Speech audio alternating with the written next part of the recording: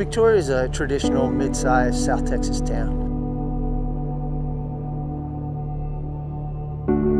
People would call Victoria conservative. People go to church. People work hard. Victoria is an old, conservative place. They like the way things have operated in the past. People don't like change.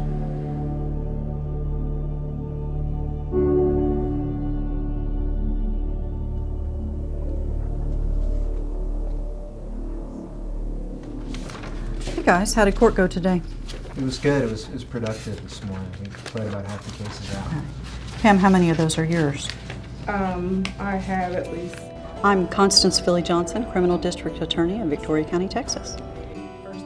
As a young woman, I was a classroom teacher here in Victoria. I left that position and coordinated a program called Safe and Drug-Free Schools. And in my mid-30s, got my law degree, came right back and went into practice with my dad and have been doing that ever since, until I ran for Criminal District Attorney. Number 17 on this docket continues to violate his bond conditions. We can certainly give them the opportunity to be out pending the resolution, but if they can't follow their bond conditions, that's the way it goes. Yes, ma'am. I've long been a proponent of something called specialty courts. Specialty courts hold that person accountable for the laws that they've been accused of breaking, but they also seek to treat them in a little bit different lens than the traditional criminal justice system has in the past. We have 2 individuals on the docket tomorrow, Constance, so we're looking at treatment options for. All right. That sounds like an appropriate resolution in that case. The DWI court program started over 10 years ago. I was a judge, I went to a training, and I thought that we could make a difference. When I was looking for a defense attorney, Constance was the only person really that I considered and thought of, because she's so well respected in the community. She has a long history in Victoria, and I knew that if she came out as an ambassador for this program, that would give a lot of weight to starting this program. So the district attorney has a great deal of discretion in how they administer justice in a community. We had some very limited resources, and so I had to make smart decisions about the type of cases that we pursued and what cases we took to trial. Look, where's that one go? You do your fish? I went so long without actually ever getting caught. It all caught up with me quick. I mean, I had 3 DWIs in 4 or 5 years. I was just drinking all day, hanging out, and I ended up going to a little place down the road, and on the way out, I had gotten pulled over. And I had my brother and my nephew with me, which were both underage. I still didn't have a license. So then I ended up going to jail.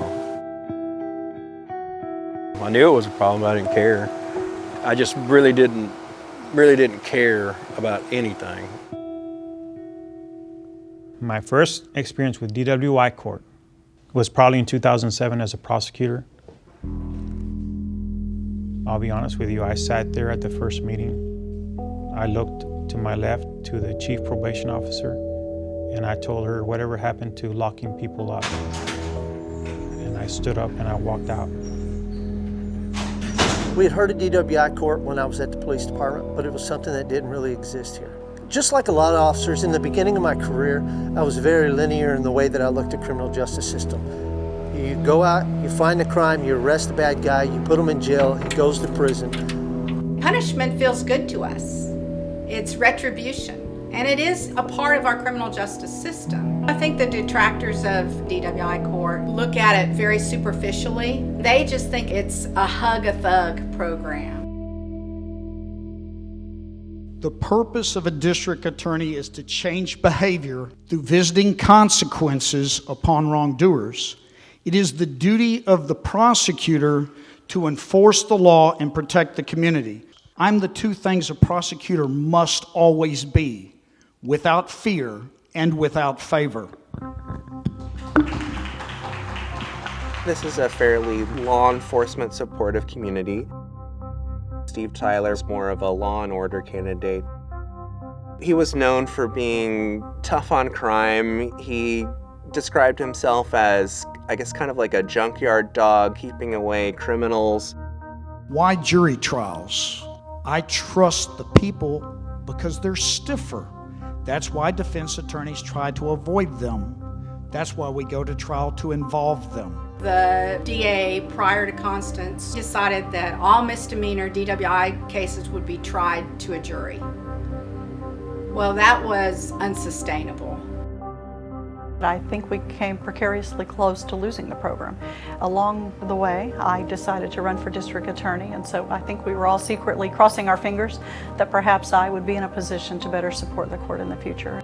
Constance ran more on a platform of reforms. She talked a lot about drug reform programs and addiction programs, DWI court.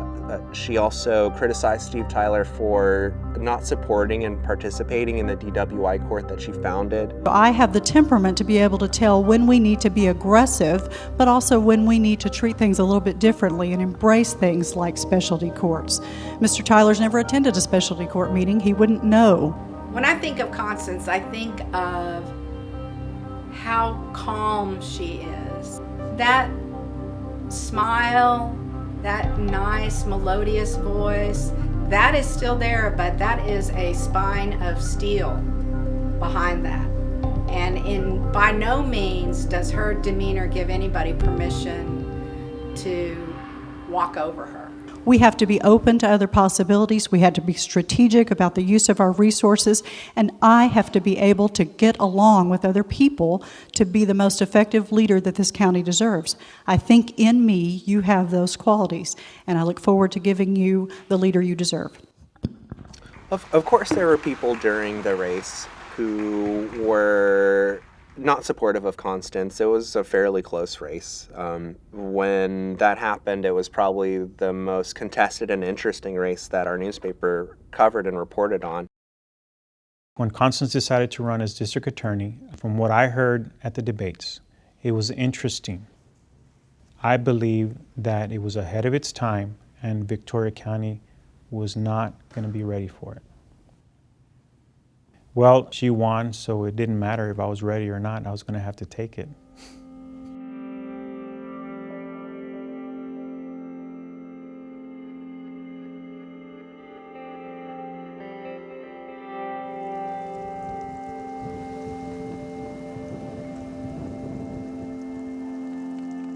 It had been our observation here in Victoria that first-time DWI offenders, by and large, don't reoffend. But there is a small population of that group that do. And of that small group, then there are people that are really struggling with alcoholism, and they're dangerous. As a police officer, specialty courts are not something that you really think of instinctively. We're typically pessimistic about human nature itself. Recidivism is very high. You see the same people in jail over and over again. But at a certain point in your career, you find yourself asking, what is the root cause of this situation? And the vast majority of the time, it is some sort of substance addiction. The DWI court program is much more difficult than a probation sentence. It may last anywhere from a year to a year and a half. If they are moving through the phases successfully, they're going to treatment at least probably twice a week. The second phase, they're still being very highly supervised, so they're still seeing their probation officer a lot. We have structured our DWI court so that it doesn't preclude anyone from participating in it, whether they have money or not. We don't want it to be a pay-to-play type program. If you want to make a long-term change, incentives work better than punishment. They just do.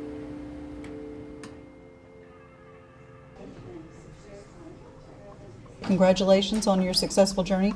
Really proud of the work that you've put into this program. I know it's not an easy one, and I hope that you've gotten a lot out of it. The good work that we're doing here in Victoria County, it's unusual for a county our size. We didn't know that. We were just doing it because it felt right, and we knew it worked. And so we've been doing that locally for 12 years, and we're really proud that you are a part of it. Good luck to all of you. God bless, and we're really proud of you. Thanks for all the hard work you've put in. It seems as if everyone could relate personally on some level to the need for having something to support people when they're struggling. It's been a long road, and I remember when I first come in here, a lot of people told me I was lucky to even be in here, you know. And it was tough. A lot of the starting out's the hardest part for everyone here new. We waited till Constance got elected. And when she got elected, one of the first things she did was re-implement the rehabilitation over, incarceration. We thought it was just everyday life to be living the way we are. And looking back now, it wasn't even, it doesn't even make sense to be how we were. It's a bigger picture than that. So I say thank you all to everybody. Hopefully I don't see y'all again. If we didn't wait for Constance to be elected, I would have been incarcerated. I wouldn't have had the chance for the rehabilitation. Constance said that she took a chance on me being a felony case at the program. At the graduation, she said that, she took a chance and she's happy that I saw it through. Now, Clay Matthew Hinkey. We are trying to bridge this model and take it forward for, other addictions. So that's what Judge Garza and I are working on, a drug court, to mimic the way this program is set up for alcoholism. Just like in a DWI court program, the judge has to take an active role in it. So we went to go look at a program. I talked to Ms. Johnson about it, and I told her that I was interested in it. I had done some research on it, and it was something that I was open to. These are some of the things that I didn't want to consider as a prosecutor, that I learned as a judge, that I thought, this might be something that would help, especially the younger offenders, stopping them from becoming repeat offenders. People are so short-sighted, though. They assume that there's a certain type of person that struggles with addiction, and it's every person. If I didn't go to DWI court, I probably wouldn't be here. That's just a fact of the matter. That leads me back to a lesson I learned early on from my dad, is that the right thing and the popular thing are rarely the same thing, and those are the toughest decisions to make.